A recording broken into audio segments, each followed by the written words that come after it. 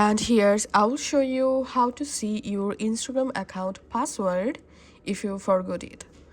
On your mobile, go to your settings. In settings, go down and tap on Google. Here you'll find your Google account. Tap on your Google account and tap on Google account, and you directly jump into Google account page. In here, swipe to the left side and you have to tap on security. Under security, go down all the way to the bottom. Here you'll find this password manager. Tap on that, and now tap on the search passwords box and type here Instagram,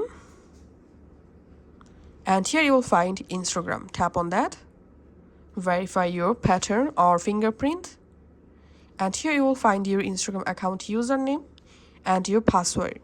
Now to make the password visible, just tap on this little eye icon, and that's how you will be able to see your Instagram account current password if you forgot. Thanks for watching.